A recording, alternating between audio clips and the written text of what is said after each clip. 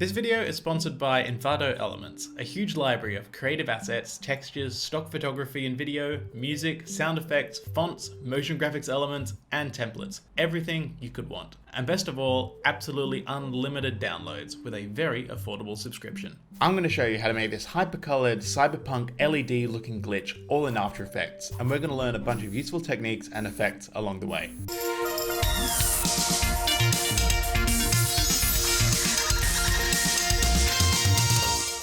I saw a few similar effects in a bunch of glitch-based After Effects templates on Envato, so I downloaded them, reverse engineered them a bit, and learned how to do it from scratch. Let's start in a new comp called Glitch Main, and create a text box in the center, and let's pre-comp that with Ctrl-Shift-C, and call that text. And now let's create a new solid, and add the effect Fractal Noise, the key to any great glitch. And we're also going to pre-comp this layer, and call it Fractal Noise Comp. So now we've got three comps over here, our Fractal Noise comp, our Glitch Main, and our text. And let's put the text and Fractal Noise in our pre-comps folder. We'll be jumping around between these a fair bit in this video. Let's start in our Fractal Noise comp and animate our Fractal Noise to be nice and chaotic, which is going to drive our glitch effect. So first, let's set the noise type over here to block. Let's increase the contrast. Around 400 looks good. Let's open up the transform menu, uncheck transform scaling, and let's push the scale width really high, right up to 600. And then push the height down a fair bit, down to maybe 50. And now we've got a bunch of random black and white strips. And we can come back in and tweak all of these settings later. But to animate it, we're going to add an expression to the evolution property down here. So if we hold Alt on our keyboard and click the stopwatch, that opens up our expression window. And we're going to type in the simple expression, time asterisk 500. And with that expression applied, it is just going to increase the value of that evolution constantly. So our evolution is always growing, and now we've got a lovely animated fractal noise. Now we can make our glitches. Back in our main comp, let's hide our fractal noise layer. Because we don't need to see that, we're going to use it as a displacement map. So we're going to click on our text comp and add the effect displacement map. And over here where it says displacement map layer, instead of choosing text, we're going to choose fractal noise comp. And you can see we've already got some glitchiness happening. So what a displacement map does is use the color information from our fractal noise layer to distort or displace our type layer. The darker it is, the more it displaces it to the right, and the lighter, the more it displaces to the left. And these values up here for max horizontal and vertical displacement set the maximum amount of pixels they will shift horizontally and vertically. So if we crank up the horizontal displacement, you can see it displacing more. And because our fractal noise is animated, it is changing constantly. So about 1 second in, let's click the stopwatch next to both the horizontal and vertical displacement here to create a new keyframe. Let's press U on our keyboard to see those. And let's set them both to 0, so we have no glitchiness here at all. And then at the start of our comp, let's stretch the max horizontal displacement to something huge. Let's go up to 500. So now our text is starting really glitched out, and then comes back to normal. Now, just before it comes back to normal, let's actually increase that horizontal displacement back up to maybe 200 or so. So we just get a bit more time with it really glitched out at the start. And then let's add some vertical displacement too. Let's keyframe it at 0 here. And then a few frames later, let's increase this a little bit. So it goes from 0 to 35 and then back to 0. And I do prefer having a much smaller vertical displacement, just to add a little bit of a kick so it kind of snaps into this final position here. And maybe let's move this last horizontal displacement keyframe a bit over to the right. And then here, maybe lower this one to something like 30.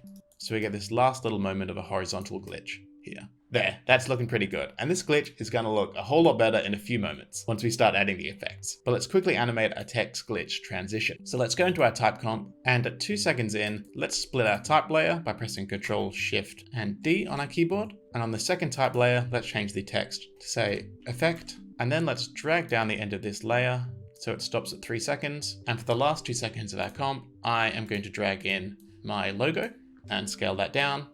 And that's to show you that you can apply this effect to anything. It doesn't need to be a type layer. This is a PNG with a transparent background. So now we've got our text cutting at 2 and 3 seconds in. Let's get back into our main comp, and with our text layer selected, let's put our playhead over the 2 second mark. And I'm going to press asterisk on my keyboard, the one just above the 9 on the number pad, and that's going to create this marker here. And let's do that again at 3 seconds in. So now we can tell at a glance when that transition needs to happen. So what we need to do is up our glitch effect to hide this cut here. So a few frames before that cut, let's add some more keyframes for max horizontal and vertical displacements, both at 0. We can copy these and paste these just after that transition. And then in the middle here on the frame where it transitions, let's crank up the displacement.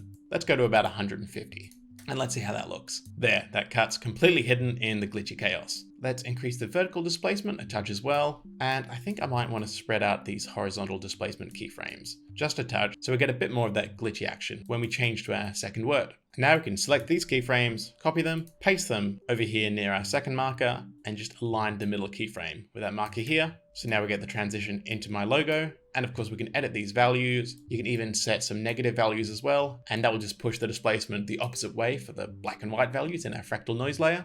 And then I want this to glitch back out at the end here. So I'm going to keyframe the horizontal displacement at 0, and then at the end, crank that up to 500. There, the logo gets completely glitched out at the end. Now let's add all of those tasty effects. And first, we are going to add the effect CC Ball Action, which is the best name for any effect in After Effects. What Ball Action does is turn that layer into a collection of spheres. And you can do crazy things with this effect. You can scatter all of those spheres, and you can also twist it in 3D space, but that's not what we want to use it for. We're going to use it to create our LED grid. So let's zoom in a bit and turn our ball size down low, down to maybe 55, and nudge the grid spacing down. Now you can go as low as you want. I'm going to go right down to 0. So it's really fine here. And even though these are technically round spheres, when you get down to this size, they just look like square pixels. And now we've got this cool LED looking effect. First, some quick info about this video's sponsor, Envato Elements. I use a lot of textures, overlays, and additional elements in my motion design projects, so it's amazing to have access to a library where I can type in texture and thousands of texture packs show up that I can download and start using instantly. It can be really tricky and time consuming to create these all yourself.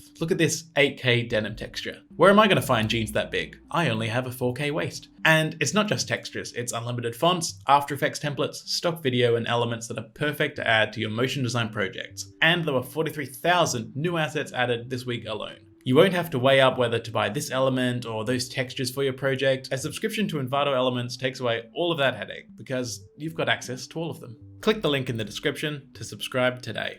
And now let's add our trusty effect, Posterize Time, and set that to 12, and that just lowers the frame rate so it doesn't seem as smooth and we get a bit more time on each of these frames. And now let's add some glows. I'm going to add our first glow effect, and I'm going to turn the threshold down to 20%, the glow radius down to 3, and the glow intensity down to 0.5. And if we turn that on and off, that is just adding a really tight glow to the edge of our pixels here. But of course, we're not stopping there. I'm going to duplicate that glow with Control D. And on this one, I'm going to increase the radius. Let's go to 12 and turn down the glow intensity down to 0.3. So the second copy is a lot softer. And let's do that 2 more times, increasing the radius and decreasing the intensity. And you can do this as much as you want. I think about 3 or 4 gives a really natural glow. And we've got a lot of effects on this layer. So let's go up and hide all of our extra information for each of these because we don't need to see any of that. Now, if you just want a one color glitch, this is pretty close. But let's add some subtle glitching to the type in between the transitions where it's static here.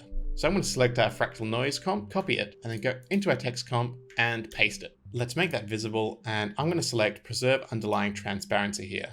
So it only affects our text layers and isn't visible on our transparent background. And then I'm going to turn its opacity down to 50%. So now it has this constant glitchy motion. And there's a lot of contrast here, but if we jump back into our main comp, once all of our glows and effects are applied, it's really subtle. And we can see in between our transitions, there's just a little bit of action happening where it looks like some of the LEDs in this panels are, fading and glitching out a little bit. And that just helps to keep the animation looking alive when there's not much movement happening. Now at the beginning of our comp, our text is glitched. All to heck, but I would really like this to glitch in from nothing at all, so the start of this comp would be completely transparent. A simple way to do that is to go into our type comp, and then on our first piece of text, add the effect Simple Choker. At 1 second in, let's keyframe the choke matte. Let me turn off our transparency grid so we can see it a bit clearer. And then at the very start, let's crank up this choke matte until there is nothing left of our text. There. So here's what our effect looks like in this layer. But if we go into our main comp, we can see it pull together these glitchy particles out of nowhere to form our text. And let's add that same effect to the logo at the end. There we are. Now let's add some of those insane colors. And we're going to do that by adding the effect Colorama. Now, as soon as we add it, we can see that this does not look right. That's because we're adding the effect on top of all our glows. And we want to apply the color effect first. So let's drag this up to the top of our layer stack. There, that's looking much better. Now what the colorama effect does is map the black and white values of a layer to a color spectrum. If we open up the output phase, we can see the colors that it's outputting. But we're not really seeing any of these colors on the right here. No greens, yellows, and oranges. And that's because this text layer is mostly white and light gray. If we go down here and turn our effects off for a second, we can see that this sort of medium gray is as dark as our text layer ever gets. And if we want all of these colors, we need to go from white all the way through to black. But luckily, we've got our trusty Fractal Noise comp already in this composition, which has the full spectrum of black to white. So let's go and hide that and turn our effects back on this layer. And then if we go to input phase and view add phase, we can choose where to input those values from. So we can choose our Fractal Noise comp. And now we get this full color spectrum. And here's what that looks like. When we zoom in and look at any individual frame, I just think the colors and the glows look so good. It really feels like some cyberpunk future where all the LEDs are just scrambled and outputting as many colors as they can. And we can also choose colors from a number of preset palettes. So if we select up here, we can choose ramps of red, green, and blue, and they all look great. And there's some more interesting ones as well, like fire and sunset, which you can use for some really specific moods. And of course, there's also moldy down here, so you can get that moldy glitch look that everyone's after these days. But let's take it back to our hue cycle. And there are a couple more awesome effects just by changing our Fractal Noise comp slightly. So let's go back into our Fractal Noise comp, and on this black solid, let's add a Gaussian blur effect.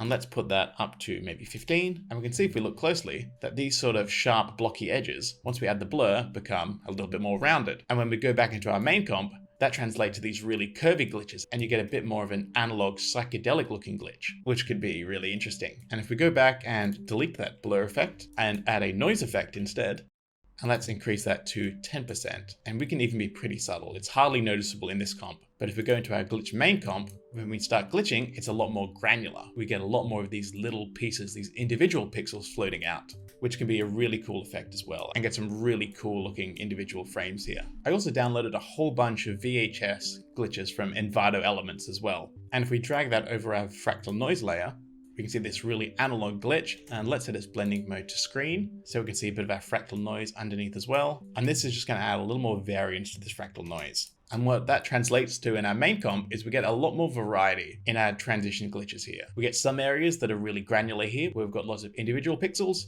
and then a few areas where it's bigger chunks. And then in our static frames, we've got a few more areas where we've got all of these vertical strips happening here. And I always love adding a bit of analog elements where I can to my animations, whether it's overlays like this or textures. I also got a bunch of glitch sound effects from Envato as well, and placed them over the top to help sell the effect a little bit more. Please take a deep dive into this project file, which you can download for free down in the description. There's a lot of glitch tutorials out there, and 2 YouTube channels that have inspired me and taught me a bunch of these ideas are Video Copilot, of course, and Workbench, who cover loads of digital distortion techniques, so definitely check them out. I've made a short playlist of some related videos that I think you'll enjoy if you've made it this far. I'll see you in the next video, and please consider subscribing if you'd like more of these videos every week.